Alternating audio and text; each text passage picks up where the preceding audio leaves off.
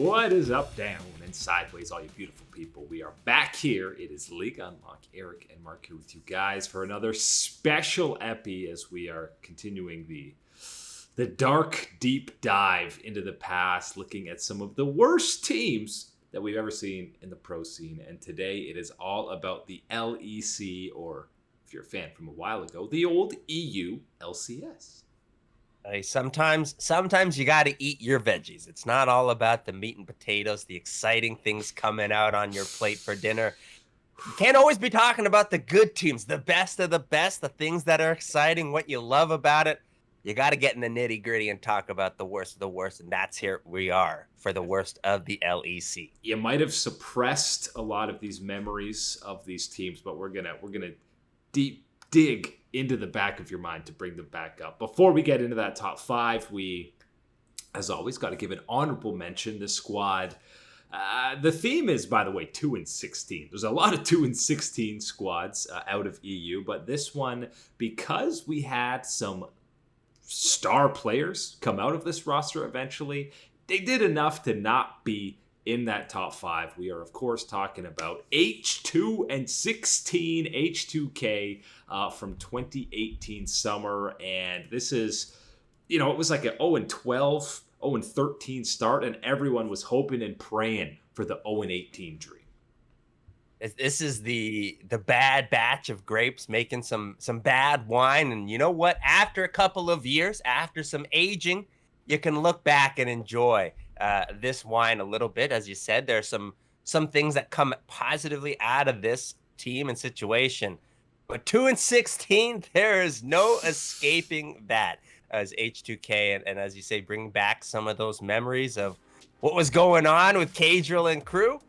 It wasn't always the best of times. Yeah, so there's lots of memorable things with this squad. Cadriel did the role swap to jungle, and at times Shook, who came in, subbed in, eventually played jungle, mid, and bot lane. There were 2 smites in a game with Cadriel and Shook. These guys were trying anything to pick up a win, but we at least had Sheriff, who of course renamed to Patrick, play for the entire split. And you could see even in these losses, it was like, man, this young kid, just give him an actual team and let's see what he could do. Obviously ended up being an all-pro AD carry and has been, a high-level player for a long time. And also Larson made his LEC debut with this squad, only played 2 games, and then he quickly realized, nah, I'm going back to school. I'm not playing on this roster.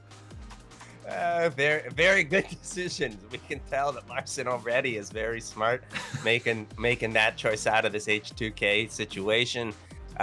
It really is when you look back, as you said, looking at Sheriff, who becomes Patrick, you could identify that this was something that was going to become at least a serviceable, exciting, big part of some LEC teams in the future. Not on H2K and not with everything else that was going on around him. And it really isn't about one individual member being so bad and all these. It's just everything about that situation combining. And as you said, you had times where multiple people are running smite. That's going on in a professional game. And we're not talking about taking the summoner spellbook here. This is legit smites rolling through. Yeah, and I mean, you even had Selfie come in also as a mid laner. There was a lot of movement specifically in that mid lane for the squad. And again, Larson was kind of the tease, like this is what it could be. Obviously, we know he did make a name for himself on H2K as he got out of there. But yeah, 2-16, the 0-18 dream was destroyed. It was Splice and Shulka that they ended up picking wins up against, which were actually 2 playoff teams. So again, speaks to H2K being bad, but not bad enough to be on our top 5, which the rest of these teams are going to be. So yes, it does get worse. And we go on to that number 5 squad, and it's another 2-16, more recent one. We're talking 2020 spring, Team Vitality. Again, 2-16, only 2 wins. And it gets a little bit worse because one of those wins, 50% of them were against a Fnatic squad who had already clinched first place. And you saw Bwipo and Hilla saying roll swap and basically troll in that game. So one of the wins doesn't even count. Yeah, well, really looking back, we realized that role swapping game is just ahead of its time. It was meant to be this year going on with everything else around the world with role swaps. when you look at Vitality in this time and when you realize why they find themselves on this type of list, a little bit unfortunate when you realize and think about the other factors that played into this and everything, that the difficulties that they went through trying to get their roster even together, the one that they envisioned and wanted to sign through for the split. That one really never materialized, and at the exact same time, every iteration that they had to stopgap to try and get there, well, it always wasn't the prettiest thing on the ring. Yeah, they were kind of doomed from the get-go, not having the starting five that they wanted. Then, of course, you had Skeens and Saken kind of coming in, who were so good from the minor leagues coming up. It was only Cabochard that was returning from years past. Oh, actually, and Jack Troll, which was an issue in itself. Everyone was calling for Steelback to play. This is Comp getting his first split. And similar to Sheriff, you saw, you know what, Comp has some talent. You just wish he had a better team around them. These games, they weren't getting stumped, which is the big thing for this Vitality squad. There were games you saw that they had leads and a path to win the game. They threw a lot of them and just weren't able to come through in the end. So they weren't getting bodied by everybody, but really they had one win. There is no better team when you think of the history of the LEC and European LCS and all the ones that have played. You're looking at this Vitality team as your fifth, as that barrier entry point into this top five, bottom five type of list situation of bad teams. This is what you want, given understanding the external factors that were around the struggles and what happened with this team. But as you said, this is why you had H2K in our recommendation. Special nods or dishonorable mention here. Yeah, is talking about what potential was there, and with this Vitality team, and yes, individual members like Comp, you could still see the potential and what would be seeds to grow from in the LEC. Just wasn't exactly the bloom that you were expecting, the flower garden that you wanted for the 2020 season. And back-to-back teams to start off with Selfie on the roster, and that's not as much a knock on him. It's more a team's panicking, not knowing what to do with subs, and he's kind of this mercenary that squads who are struggling just say, well, bring in Selfie, maybe he can save us. And you know what? Usually when he has come in, he has been somewhat of a bright spot in some aspects for these teams. Yes, unfortunately, these are situations that you're stepping in, and man, there's no digging out of these holes, no matter what shovel you're bringing to the job. Yeah, he was one single match in a massive cave for Vitality in 2020 spring. Again, one of the many 2-16 squads, but because they were competitive in a lot of these games, they're not higher or lower on this list. We move onwards to that number 4 spot, which another 2-16 squad, and you might forget that this team was ever this bad because they've been perennial contenders of the LEC for a couple of splits or years now. But the first year of LEC franchising and the first year of Rogue existing in the LEC, I remember Mark and I talking about this roster of Kikis, Senkux, Hiku, Wadid, and Prophet and saying, this is the team you want to start your LEC run in franchising with?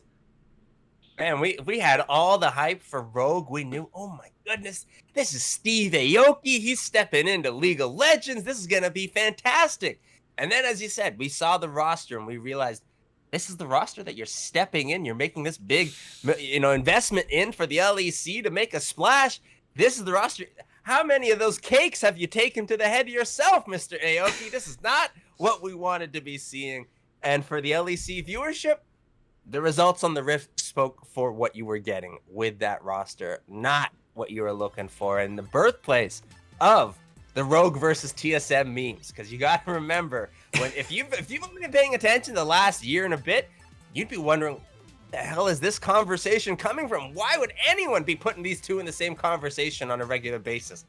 Well, this split will explain it all. Yeah, it quickly, of course, Rogue was the meme team because they, had such big losing streaks, didn't look good in the LEC, and then they quickly propelled and jumped up to contenders. And really, it's the split after this that obviously Rogue heard the outside noise and said, okay, maybe we'll give some young talent some time to start. And then you see inspired Larson Finn all come into that starting lineup the very next split, and immediately huge growth out of Rogue, and then of course we know how good they were in 2020 and beyond. But you had to go through the 2-16 of their first ever split. Yeah, there's an absolute deserved reason why they find themselves number 4 on this list with this iteration of Rogue, the effort that was put through. Yes, the next split we see Inspired step in. You get Larson for this team. You have the building blocks. Finn plays a couple games. The building blocks are started to lay down, and it's starting to be that improved house for Rogue.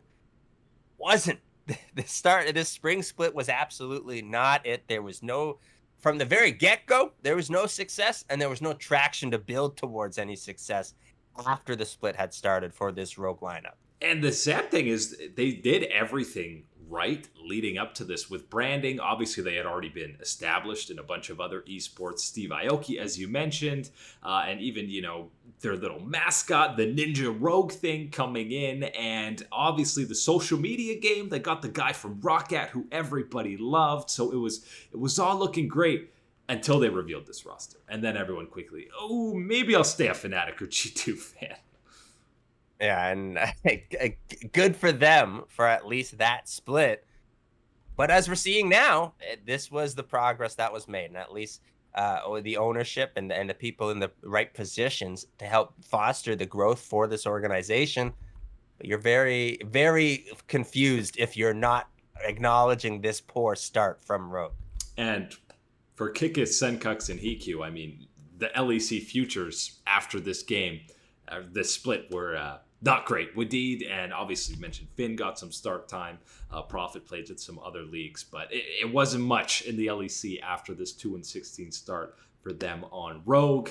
Number 3 on the list, we have evolved from the 2-16 meme. We're going way back. I'm talking first ever split in the LEC. Of course, it was still the EU LCS in 2013 spring. And all I'm going to say is the owner of this team probably played a lot of Skyrim. We're talking about Dragonborns, your boy Sushi and and Hosada in the bot lane. 6-22 were they in their first ever spring split. And this, you know what? They started 4-5. That's respectable within the league. The problem is they went 2-17 after that. You know what? You can make any type of arguments, any type of things you want about, for whatever reason, why Dragonborn should not be on this list. And my response to you is slapping down on the table a big old 13-game losing streak Uno card. You do not get to escape these type of lists if you're carrying one of those in your deck. The 13-game losing streak is just the tip of the iceberg to me when you bring up memories of Dragonborn. I'm trying to come up with anything positive.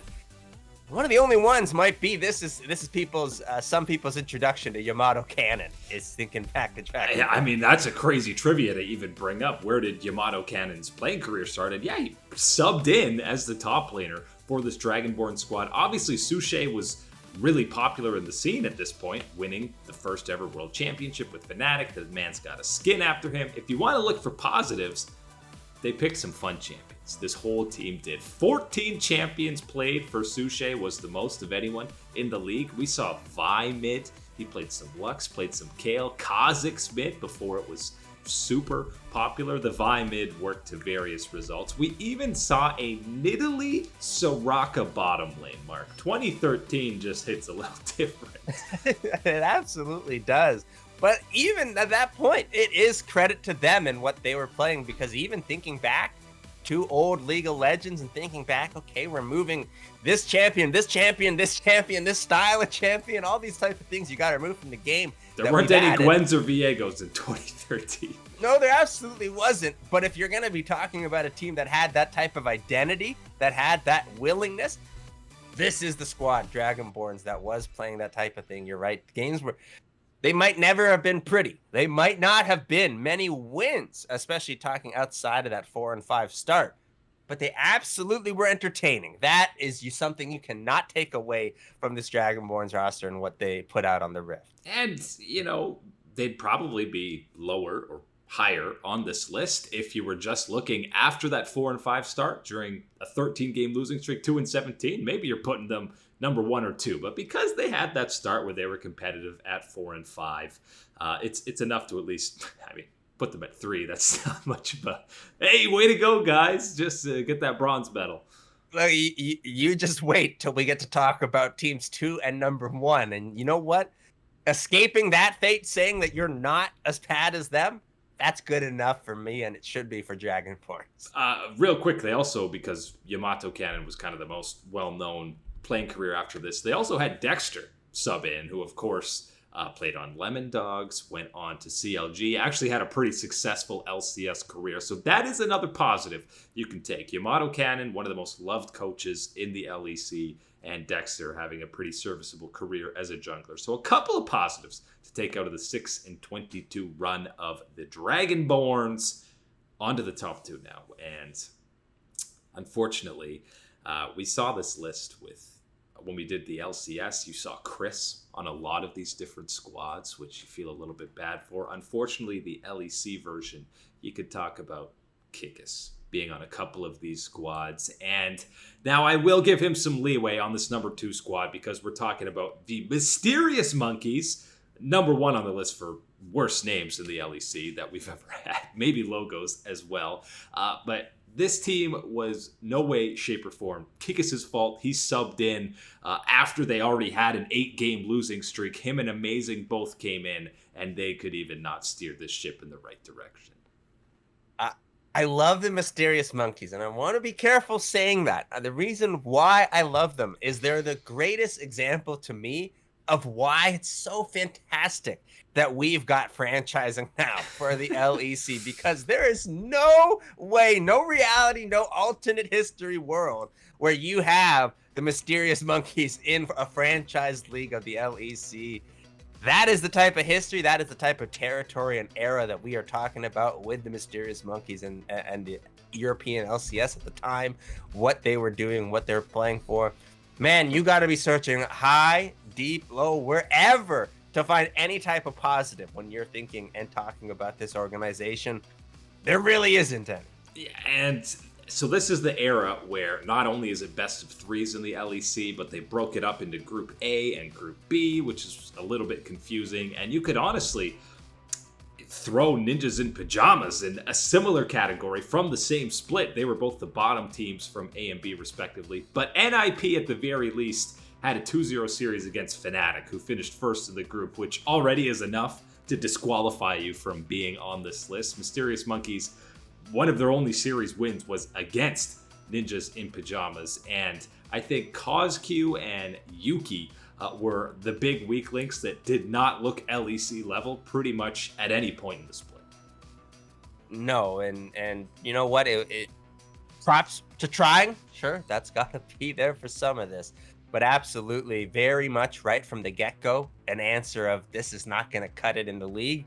And there was not really any changes made from that point onwards to try and remedy any of this situation. And as you pointed out, the Ninjas in Pajamas were certainly a team at that exact same time that were not cutting it as well as far as quality in the LEC. And even they had something in their favor, another at least 1 point in the argument against being lumped in with the Mysterious Monkeys and their underperformance. Yeah, and I mean, 5-23, you're talking an 18% win rate is enough to throw you in this number 2 spot. And I will say Dreams was also on this roster. He at the very least had some good splits on some other LEC squads. It was definitely amazing, surprisingly enough, bounced back in his career from playing on this squad with stints on Shulka and 100 Thieves. I don't know how he managed that. He used up every bit of mojo, my man, that he had to get that bounce back, because you know what? He's seen through TSM. He's been through Mysterious Monkeys.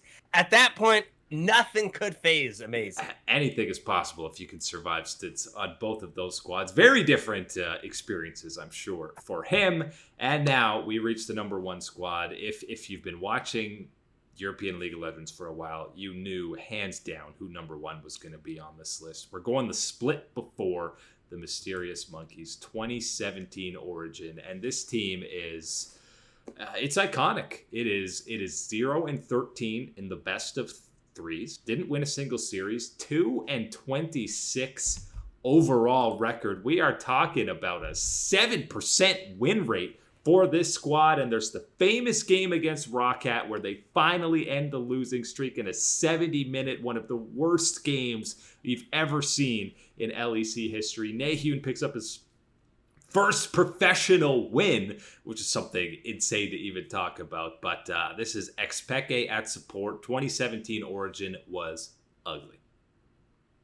Say what you will about Gwen, about Viego, about Aphelios, 200-year champions coming through from Riot Design.